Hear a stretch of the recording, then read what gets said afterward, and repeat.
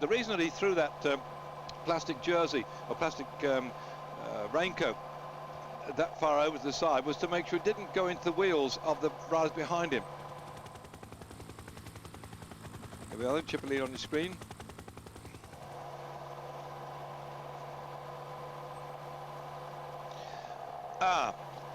Good information coming over our headphones now. Yes, I'm not surprised to hear now that the time for the general classification is going to be taken before the last 6 kilometres, because they've got this circuit, and earlier on I mentioned how much it was like a skating rink, and that nasty little left-hand turn 150 yards from the finish, and that whilst we saw the riders coming forward with the jersey, Simone's jersey, the pink jersey, making sure they were there in case he had any problems, that they knew within 1 kilometre of the finish that's okay, so they kept driving at the front right now. As the jury quite, I think, sensibly, because of this little circuit we've got to go through, said the time of the riders will be taken at 6 kilometres to go. I suspect that they will go across en masse like this, or if anybody is away, it'll be somebody trying to win the stage, and I think that Simone and Garzelli will respect that judgment and ride in this group here through with 6 kilometres to go, knowing, as we're looking at Arvidsson, the man who won the stage yesterday, it's all right, you come from Norway, this is warm for you, mate. It's not snow. Fast under 23 world champion, and not enjoying himself too much today. He got his world championship in San Sebastian. I think the day the under 23 was held in San Sebastian, it wasn't a bad day, but by the time we came to the Sunday, when suddenly the wind blew, it got nasty, and it was an awful day on that particular occasion. But I think that when Arvidsson won his, we had some nice sunshine, but today the man from Norway sitting in there, he got his success yesterday as they now head in toward the finish, where the time will be taken 6 kilometres from the end, and I think they'll all go across the line like you see them here. Anybody who goes off the front will be some character trying to go for a lone break for the stage victory. Very sensible decision, I think, by the jury, and that message will be passed back to the riders from the team cars. The team cars have got the radios. They hear it on the radio tour. They'll hear it coming out officially in French, by the way, and Italian, because that's what comes over the headphones. We get all these different informations coming through that they often broadcast that is the language of the country where it is, which is Italian here, and the language of the governing body, which is French. And thereafter, they often will also use English, because there are so many teams now with English-speaking riders in there, English-speaking management as well, even though they may come from places like Poland or Norway or Denmark, whatever the case may be. And so the message will have gone out to the team cars behind from the jury, who are travelling in the cars behind, to say 6 kilometres to go, we'll take the time going into San Donna di Piave, and after that it's just down to the sprint and the finish at the end of the stage. One thing I haven't actually found out from that information coming over is when they do go for the sprint, and I suspect there may be an element in there that as to whether the bonuses apply 6 kilometres out or at the finishing line. I have to dive into the reglement, into the books here, which give us the information, and I think with the reglamento here with my hot little hand, no time to read that while I'm watching what's going on the screen. I suspect we'll wait to see what happens there as to whether the bonuses apply as they go through 6Ks or at the finish. I think it'll be at the finish anyway, because the top riders looking for the general classification will not be contesting the sprint today anyway. I don't think when they go across with 6Ks to go they'll try and outsprint each other, because I don't think it will apply then the bonuses. And whilst the bonuses yesterday made such a difference on the overall classification when Simone just got the line in third spot and took over the jersey by 2 seconds, I think today that they'll let the sprinters have their go, because tomorrow we've got this monumental climb of the run up towards the top of the Zoncolon. And if you're listening to our coverage earlier on, Luigi Wattenzi was giving us his benefit of the knowledge of that climb and what sort of gears they were going to use. And I think so today the people waiting for tomorrow's climb will keep out of trouble, and what is 20 seconds or 12 or 8 amongst the riders today looking tomorrow when it could be 20 minutes difference, in fact even more than that, between the man who wins the stage tomorrow and some of the guys at the back who'll be struggling to stay inside the overall time limit. If you're watching our coverage of the race now and we're bold enough to stay with us right from the start, then my apologies yet again. As we see there, Mauro Cipollini getting ready for the sprint, about the misreading of the times of the riders. We get all sorts of bits of paper, press publications, things off the web, things out of this, that and the other, and my reading yesterday going in towards the finish about the 40 seconds was in fact, as you know, less than that anyway. We managed to recover towards the end, but these are half the problems, trying to work out who's done what the second gaps are, whilst keeping you all amused and going off to the next program coming up. And so still again on the front now, let's stay with it, trying to see if they all come through in one piece. So that looks like the team from Vidi Calderoro, who start to wind it up on the front then for Garzelli, who start this morning 2 seconds down on Simone. Can't afford to lose anything today, ready for the big climb tomorrow. So we've got a race within a race now as the sprinters are starting to come through on the running towards the San Dono. Saluti il Giro, and certainly, and thank you for all the Italian fans for coming out in great numbers for the finish. Well, not that many, but certainly with the umbrellas. Who can see? That's half the problem. The umbrellas come out, you can't see down the finishing straight as the riders from Mauro Cipollini's team start to go on the front now and Mauro Cipollini's move forward too as well. As drifting them backwards, I think that the two riders looking for the general classification overall, both Simone and Garzelli, and together with Noe from Alessio, probably Pelizzotti likewise, might begin to just watch each other and let the sprinters teams get underway and sort this out. Who's going to celebrate tonight then? And a little list of the local ones. My goodness, that Lambrusco was rather nice last night. My thanks then to Leo, for Luigi. Very much well taken down. He said in the area of we are at now in Veneto area, he said the best thing to eat is Figata alla Venezia, which we'll try that, and a drop of Valpolicella to wash it down, or if you like white wine, Soave. But who's going to spray the champagne in all directions, or the equivalent of it from Italy? As there, Mauro Cipollini's got the pink jersey just behind him, or Ciclamino jersey of Pataki, and moving into the frame too. We just saw Robin McKeown for the Lotto Domo team. The string is still working. There's Cipollini in the World Championship jersey. Can he make it 73? He's got Pataki right behind him. And little Robin McKeown is there with the Lotto Domo jersey, just staying in the frame. The peeling off is coming. They're going to leave it shortly, surely, to Cipollini's team. Domino Vacanze Eletron in the zebra stripes going through, and suddenly coming here, it looks like there's a bit of help coming up for Robin McKeown, because one of his teammates has come through. Started to make a bit of a move on the front there. He's got a great guy, Gates, by the way, as they go around this nasty term here. Nick Gates, who's been riding with some smaller teams, is now into the race. He's one of those hard-working men for the Lotto Domo team. And now we've got the problems coming on that slippy surface. This is what we said.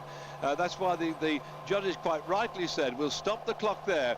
And even though he's got his problems now, the time across that 6 kilometres ago, he will still won't lose time. But ground then, a great shame then for the sprinter that he won't be in the frame at the end of it all. He was the man who surprised Cipollini last year by in stage 1. He finished in 2nd spot out there on the road.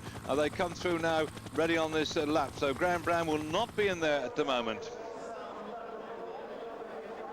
Great disappointment, you British viewers, but remember that Graham Brown, Commonwealth Games champion twice in Manchester, way back there last year, is now not in the frame at the end of it all. Lucky day, isn't it? Well, in fact, they've got 6Ks coming up here, so Graham, it won't worry him. He's not in for the overall general classification anyway, so that's forgotten. This is where we start the whole thing going around, because at least the photo finish camera and also little blippy things they've got on their bikes here, they've gone across there, and the electronic system will now put them all in this group, so there'll be no change on the overall classification the way they've come through here, because everybody's overlap there will get the same time. So that's now done and dusted, if you can say that, when it's chucking it down with rain. And in the background then, Graham will not be in there And this is the, there they go, just waving down. Take it easy, chaps.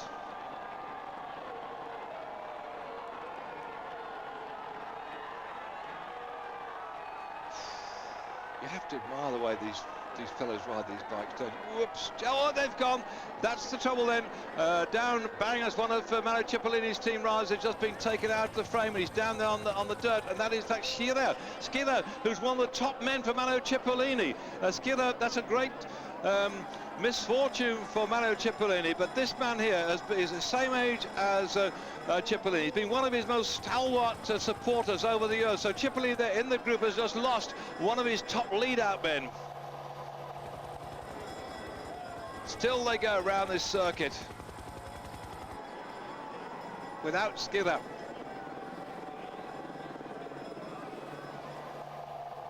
Without Graham Brown in the sprint, he's had a problem. Without Giro down the road there, it's virtually every man for himself. And I've been often thinking, as the bell is ringing now in the background to the riders still coming through here, that we ought to have some music which we play in certain circles. I know we have They Are the Champions and Fat Bottom Girl, Bicycle Rider and so on, but I somehow thought that the music which should go with Cipollini's Ride of the Valkyries, and I think that's the Ride of the Valkyries. We've had the big black clouds over the top, and if ever listen to the mood and within the music of Ride of the Valkyries, that's a bit like it is today. It's been overcast, it's been nasty, and it's been black, and here we are now then with these riders here riding in for the victory today on this stage. Can Mario Cipollini make it 43 before he goes to the big mountains? The dribs and drabs of riders who've come down and lost contact are going to fight to get back in the frame today. They didn't worry about the time, that's been taken with 6Ks to go. But the big thing is also that the riders from the overall general classification, those who are lying in contention for the pink jersey, they'll come round here. They want to keep out of troubles. You see how they're behind it. You have to follow a wheel going through and hope that somebody doesn't fall down and you come down with it, because the damage you can do, as we saw when Oscar Mazon crashed about an hour ago, ended up in the ditch, and that's him out of the race. That none of the riders are looking for the top places in Milan, just coming up to what, some 2 weeks from now, no, 10 days from now, isn't it? But 10 days from now, do not want to come a box of tricks. Still on the front then, Fasabatola. They're looking round. They realise now they've done the work. They're easing back. They've kept it together, and there's still 1, 2, 3, 4 of Fasabatola. Now down to 3 on the right-hand side. It's Cipollini's team starting to move forward. The Mini Vacanze Elitron team on one side, Pataki's team on the other. The honour there, the money, the glory, the points in the competition for that jersey as leader on points competition is now taking place here.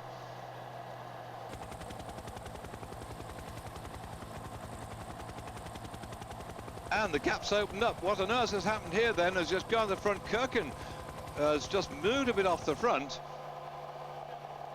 That's odd. If he looks back now, he thinks probably he's towing his teammates, but he's not. He's going too quick. They're coming back at him. Just a bit too hard. There's Julian Wynne for Britain. Well, I suppose, Wynne starts to push his way through. Oh, this is great. For those who come from South Wales, you know what it's like riding in the rain. And now you see the Fasabatola. I just touched him coming through because their respect again. Wynne realised that right behind the Fasabatola there was Pataki coming through. So Wynne is in there, but he's realised now that he has to take his position in the pecking order. I don't think we've seen the last two and let him have a go yet, but this is it now, as the riders splash their way through these murky conditions on this last flat day we've got before, a thumping day in the mountains, an undulating the day after that, and then we go back into the mountains on stage 14, a thumping great day there too as well. Then time to on stage 15. This is the day when the sprinters can have a go, but can they all stay upright? Cipollini looking for that 43rd victory is now getting in behind the wheels of his zebra-clad team.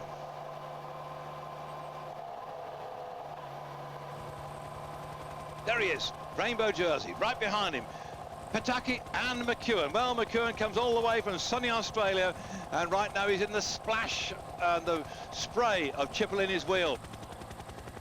Just a little bit of shoving it, a bit of pushing coming on. One run outside, having a go. One of the riders from Tenax now, nipping off down the road. That's going to catch them all napping. They're going to close that gap down. Can't allow him to get too far down the road. It's going to stretch it quite a bit. They didn't expect that to happen, and now they're trying to get after him then. As I think that's Javistia from Slovenia.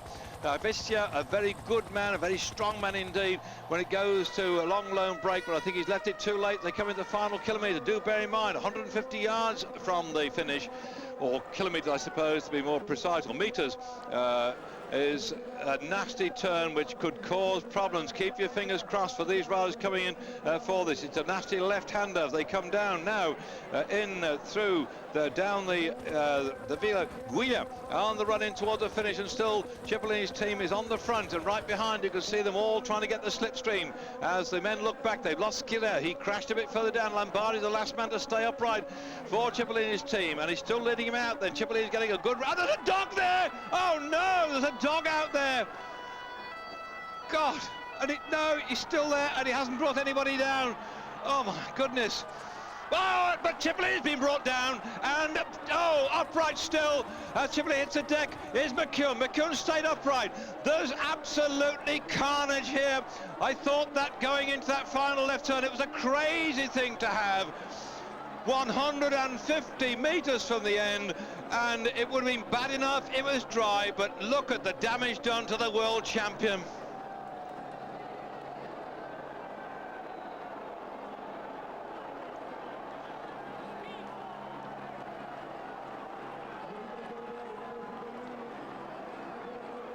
Today we've seen so much drama. We saw Oscar Mason end up in the ditch, injured as he fell. And now we've seen the top sprinters in the world. As McKeown stayed out of trouble, Pataki was second across the line, and the Cipollini was felled by that crash. Great skill and bike handling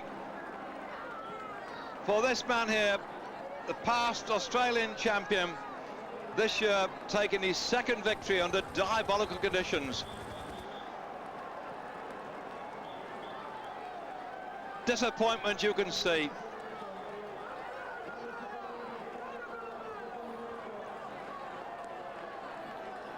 They'll ride him for the points, but look at the face of these riders today. They've been at the coal face, they've been digging in there, and when it came to that final turn, as McKeown came through there, the Calmy riders start to come through. They banked their bikes over, watch this, and down he went.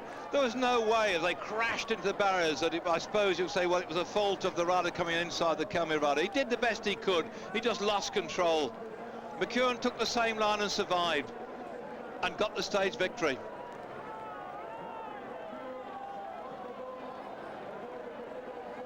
There they go. Look how McKeown stays upright. There they go behind too. They're touching the brakes now. This is a danger point. A touch of the brakes locks the wheels. And the concern, you can see on the right-hand side, one of Cipollini's teammates just looked back to see his captain there lying absolutely in those last 150 meters, felled by another rider who did his best. But this man just showed his bike handling skills, learned as a BMX rider way back then in Australia. He stayed upright. They did the little McKeown, and his young lad, Ewan McKeown, I'm sure if he knew what was going on, would say, well done, Dad. Look how they go around him. McKeown stays upright. Suddenly the Calmy guy loses it and takes Cipollini with him. Perhaps he came in too quick. Perhaps he turned too soon. And there they go.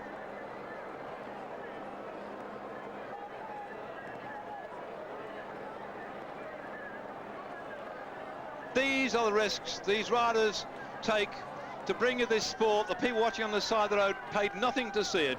You watching on Eurosport here have seen something where riders today in the rain have given their all. Tomorrow in the big mountains, I don't know what the forecast is yet, but if the sun beats down, they'll be going up a thumping great climb tomorrow on one of the classic stages of the Tour of Italy. By then they could be baking in the sunshine. And those riders you've seen crashing out now, hoping that their injuries are not too serious, will be struggling to stay inside the time limit at the end of the stage. This is the 2003, the 86th Tour of Italy, live on Eurosport.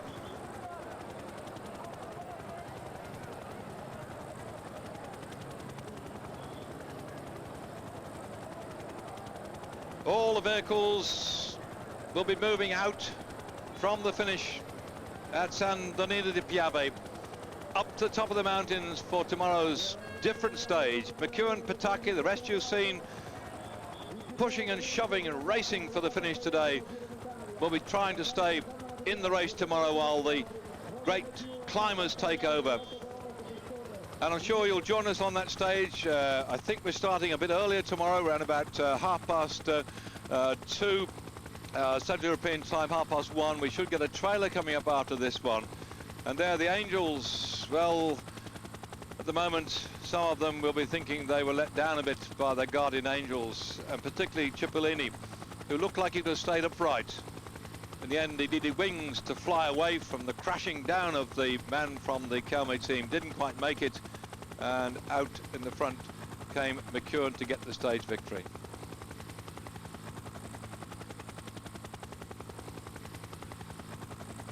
Tomorrow's stage, just building up for you. As we go there, we've got some climbs before we get to the finish, but the final climb is the first time we've been up there. It's 13 kilometers as they go up there, and the last bit is 22%.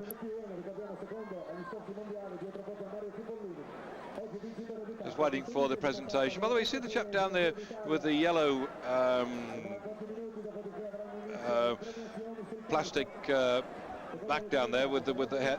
He turns up at all the races, one of the photographers and journalists. I'm not quite sure which magazine he writes for. I think it's out from Taiwan or something like that, and he often brings his little 20-inch wheel bicycle with him to travel to and from the press room and so on. Well, I don't know what he's going to write about tomorrow. Certainly it can be a very different day from today, when we'll be back then at 1:30 British Eurosport time. I hope you join me for 3 very interesting hours. For me, David Duffield. Thanks for coming today. It's been an interesting day yet again.